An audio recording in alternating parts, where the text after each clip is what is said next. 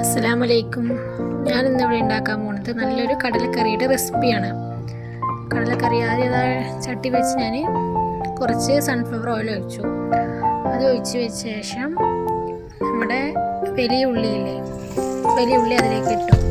അത് നല്ല വാടി വരണം. വാടി വന്ന ശേഷമാണ് നമുക്ക് വരക്കണം. അതിൽ കുറച്ച് പെട്ടെന്ന് വാടി കിട്ടാൻ വേണ്ടിയിട്ട് കുറച്ച് ഞാൻ എന്തായിട്ടൊന്ന് ഉപ്പിടും. അതിൽ കാണിച്ചില്ല. പിന്നെ തക്കാളി ഇട്ടിട്ട് വഴറ്റി നല്ലോണം വഴറ്റിയെടുക്കും. അതിൻ്റെ എണ്ണ നല്ല വഴറ്റി വരണം കേട്ടോ. നല്ല വഴറ്റി വന്ന ശേഷം അതിലേക്ക്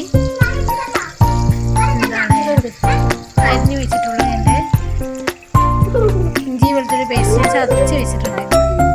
ഇഞ്ചി വെളുത്തുള്ളി അത് ഞാൻ അതിലേക്ക് ഇടാൻ പോവാണ്.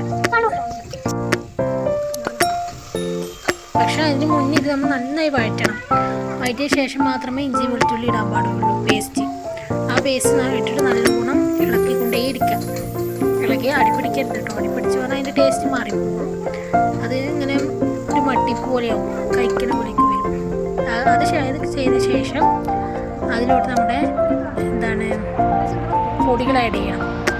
പൊടികൾ പറഞ്ഞാൽ നമ്മൾ എപ്പോഴും പറഞ്ഞാൽ സാധാരണ തന്നെ മുളക് പൊടി, മല്ലിപ്പൊടി, മഞ്ഞൾപ്പൊടി, ഉപ്പ് അതൊക്കെ തന്നെ. അത് ഇതിനൊപ്പിട്ട് നല്ല വഴറ്റിയെടുക്കണം. അതും മുളക് പൊടിയും മല്ലിപ്പൊടി, മഞ്ഞൾപ്പൊടി, ഉപ്പ്, ഗരം മസാല, ചിക്കൻ മസാല ഇതൊക്കെ ഇട്ടിട്ട് നല്ല വഴറ്റിയെടുക്കണം. ഞാനിതിൽ 2 സ്പൂൺ മുളക് പൊടി ഇട്ടിട്ടുണ്ട്. പിന്നെ 2 സ്പൂൺ മല്ലിപ്പൊടി, ഒരു 1/4 ടീസ്പൂൺ മഞ്ഞൾപ്പൊടി, ഒരു സ്പൂൺ ചിക്കൻ മസാല ഇട്ടിട്ടുണ്ട്. പിന്നെ എൻ്റെ ഒരു അളവിൽ പോലെ ഒരു 1/4 ടീസ്പൂൺ ഇല്ലാത്തൊരു ഗരം മസാല പൊടി ഞാൻ ഇട്ടിട്ടുണ്ട്. അതിട്ടിട്ട് ഇത് നന്നായി പിന്നെയും വഴറ്റിയെടുക്കണം. നല്ല വഴറ്റിയ പറഞ്ഞാൽ നമ്മളെ ആ എണ്ണ അതിൽ തെളിഞ്ഞ് കാണണം. അതുപോലെ വഴറ്റിയെടുത്താൽ കടലക്കറി നമ്മൾ ശരിക്കും ഇറച്ചിക്കറി വെച്ച പോലെ ഉണ്ടായിരിക്കും. ഞാൻ തേങ്ങ അരച്ച് വറുത്തരച്ച കടലക്കറിയാണ് കേട്ടോ വെക്കുന്നത്. തേങ്ങ വറുത്തരച്ചിട്ടുള്ള കടലക്കറിയാണ് ഞാൻ തീരുമാനിച്ചിരിക്കുന്നത്. അപ്പോൾ അതാണ് ഞാൻ നിങ്ങളിലേക്ക് കാണിച്ചു തരുന്നത്. അതിന് എണ്ണയിൽ കടന്നിട്ട് അത് നന്നായിട്ടൊന്ന് തെളിഞ്ഞ് വരണം. എണ്ണ അതിലേക്ക് കൂടി തെളിഞ്ഞ് വരണം. വഴറ്റിയിട്ട് എന്നിട്ട് അത് വഴറ്റിയതിന് ശേഷം നമുക്ക് ഉപ്പ് കമ്മിയെന്ന് തോന്നുന്നു. പിന്നെ ഉപ്പിട്ടു. ഞാൻ ഉപ്പിട്ട് നല്ല വഴറ്റണം കേട്ടോ. നല്ല വാട്ടിയെടുക്കണം. പിന്നെ നമ്മൾ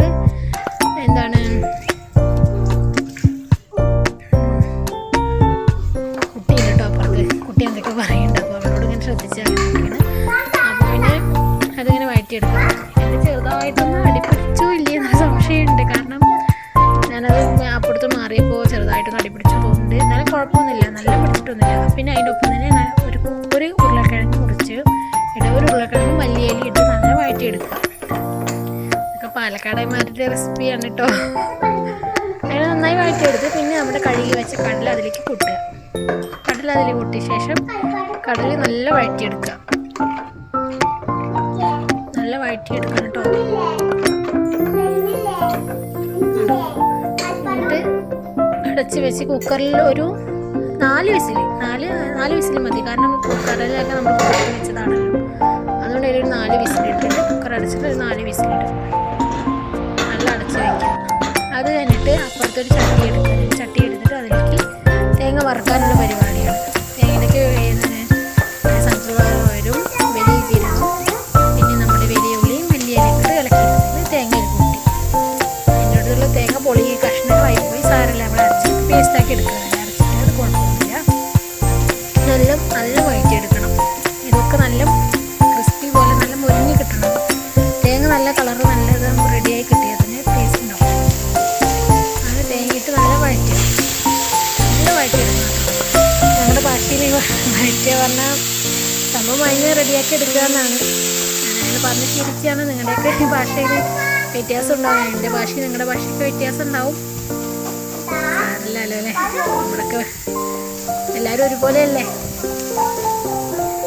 അങ്ങനെ അത് ചെയ്യാം.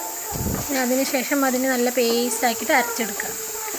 ഞാൻ ചൂടാറിയ ശേഷം മാത്രമേ അരയ്ക്കാൻ പാടുള്ളൂ. ഇനി ഞാൻ പറഞ്ഞിട്ട് അപ്പം തന്നെ ഇട്ട് അരക്കരുത്. എന്നിട്ട് അത് നല്ല കടലക്കറിയിലേക്കിട്ട് നന്നായി ഇളക്കുക. നന്നായി ഇളക്കിയെടുത്തു പറഞ്ഞാൽ കുറച്ച് മല്ലിയിലയും കൂടി ഇട്ടാൽ ഒരു ചെറിയ തിള വന്നാൽ മതി. തിള വന്നതും കുറച്ച് മല്ലിയില ഇടണം. നമ്മുടെ കറി റെഡി. അങ്ങനെ ദോശയും കടലക്കറിയും റെഡി ആയിട്ടുണ്ട്.